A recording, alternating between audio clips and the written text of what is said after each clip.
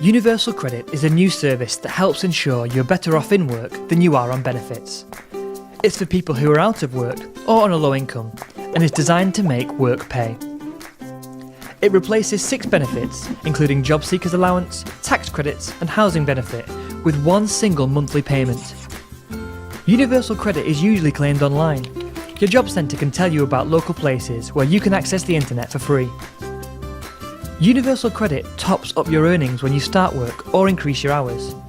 Your payment reduces gradually as you earn more, so you won't lose all your benefits at once. You can work more than 16 hours a week and still receive Universal Credit. And if you're a parent, you'll be able to get help towards childcare costs, even if you work for just a few hours a week. Your claim continues when you start work, so you won't need to reapply if your circumstances change. To get Universal Credit, you'll need to accept a claimant commitment that sets out the steps you'll take to find a job.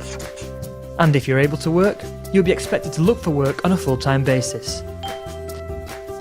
You'll get expert help from a coach at your job centre. But if you don't do what you've agreed, your benefits may be cut. If you're unable to work, Universal Credit will support you. If you're already claiming benefits, you don't need to do anything now. You'll be told what Universal Credit means for you in good time.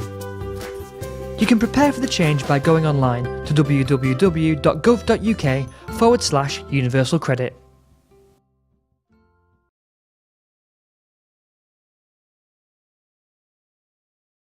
Now, more than £1 million in rent arrears are owed by tenants in Newcastle, according to evidence given to a Commons Select Committee this week. And it's the government's new benefit system that's being blamed. Universal Credit is intended to make the payment of benefits more simple and streamlined, but claimants have to wait 6 weeks to receive it. Well, that and other problems have prompted Labour MPs in Gateshead and County Durham and beyond to demand that the rollout of Universal Credit should be halted. Fergus Hewson reports. To make a claim, you'll need to complete your to-do list. Universal Credit is on the way. There's even online adverts alerting people how they can claim. It's a way of wrapping up a range of benefits into one payment, and it's gradually being rolled out across the region and the country. But before it's even arrived in some places, it's causing anxiety among some people who'll have to claim it. The main concern is the length of time while you're changing over the benefits. So I could be without money at all for 3 months possibly. So, and I'm a single parent with a child. That would affect me a lot and cause an awful lot of stress. Those who claim Universal Credit have to wait at least 6 or 7 weeks before any payment is made, sometimes longer. With that in mind, this County Durham food bank is gearing up for its imminent arrival. Well, there's been a 16% increase in food bank usage where Universal Credit has been rolled out. Here in County Durham we're expecting an influx of an extra 10 to 12%, and that puts real pressure on the food banks. Universal Credit's being introduced across parts of County Durham and Gateshead in the run-up to Christmas. And such is the concern about that charities and other organisations have met in this room here today to discuss how they'll help people who'll have to claim the new benefit. Rolling out a system of benefits which we know will increase people's indebtedness as they claim it, and a period of time when people are really strapped for cash just compounds and multiplies the problem. So it does seem particularly inopportune that it's been rolled out at this time of the year. So are those fears about the introduction of Universal Credit well-founded, or are teething problems to be expected? Well, I think inevitably you're going to find that there are glitches as a new system is introduced, particularly such a hugely important one.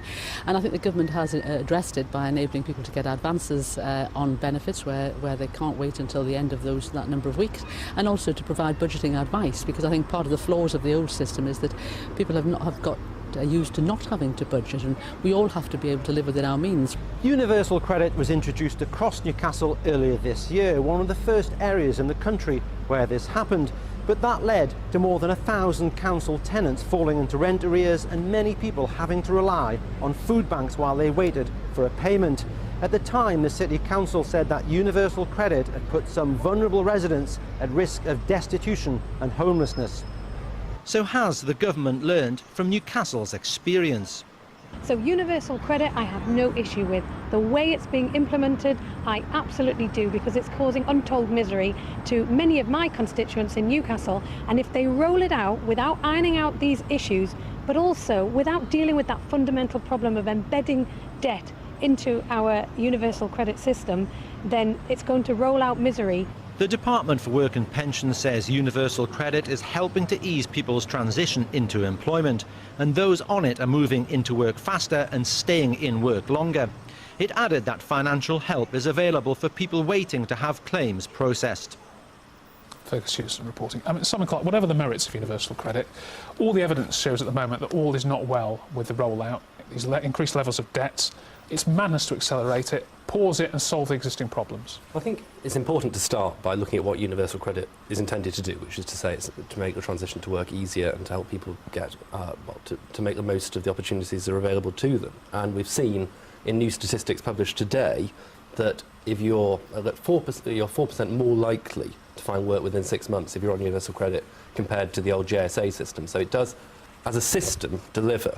In terms of the concerns that are being raised in these reports, we're seeing progress now in ironing out the very glitches which we're talking about. So the new landlord's portal, which is designed to address the problem with rent, is coming on stream next month.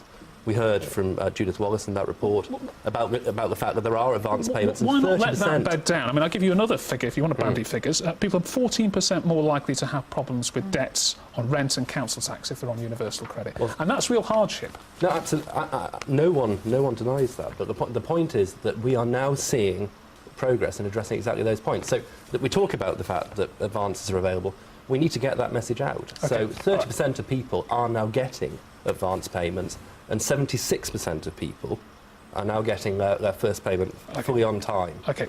Laura Pidcock, despite the problems, there is evidence, as Simon Clark says, that people moved on to universal credit are more likely to look for work, more likely to find work, more likely to stay in work. And that's the ultimate answer, getting people off benefits, isn't it? But what Simon's not telling you, and the system isn't telling you, is that universal credit will also apply to those people who are in work and receiving tax credits in various forms. What is also not being talked about. You know, there was an acceptance that you have to wait. What that acceptance means is that people will be without money for 6 to 7 weeks at best. That's not a delay, that is designed into the system. So that wait, you know, a first week to make the application, a 4-week assessment period, and then a week to be paid, all that time that person is accumulating rent debt, and that puts strain on which is why Simon Clark says these advance payments are there, and it's greater take-up. But again, you know, the Citizens Advice Bureau said that only 10% of people who claimed universal credit knew about these advance payments, and what is worse, you have to pay those advance payments back within 3 months in £50 chunks. Now up to 9 months. And that is absolutely unrealistic for people who are in debt. And just to say as well, a lot of these issues are being rolled out. The DWP Select Committee met this week, and all of the professionals were unanimous in saying that this has to be paused. OK, Simon Clark, I mean, the evidence in Parliament this week, indeed heard by that committee, was damning. Tenants on universal credit in Newcastle owing more than £1 million in rent arrears. Whatever the intentions, this benefit is a failure if it's leaving people in debt. This benefit is a success if it's getting more people into work for longer, earning more. And you know, it's about the fact that, you know, people in work are on it. Well, that's precisely the point, if you like, that it's designed to remove some of the perverse incentives that used to exist when you had a cluster of separate benefits. So you're not accepting almost any problems here? No, look, this is a learning process. That's why this has been rolled out over a period of years. It's being learned by the people who are claiming these benefits. They're the people who are suffering, there's no way. There is no way of rolling out a new system except by piloting it. That will be common practice. What we're seeing is real progress. Richard, I must come in here because, you know, it's not anymore a trial. From October, there will be 50 job centres a month. It's an aggressive rollout, whilst there are still literally hundreds of questions that need to be answered by the DWP. Shouldn't Labour be a bit braver here, though, rather than just saying, oh, just pause it? Actually say this benefit hasn't worked. Whatever its intentions, it's so complicated, it's so difficult, it hasn't worked. End it, scrap it. I think it is brave saying halt this, you know, halt this really expensive system. There are things that could be done. The Labour Party is not against benefit simplification. It's right as a convoluted system that it isn't understandable to anyone, not least the experts. OK, we'll have to leave it there, I'm afraid.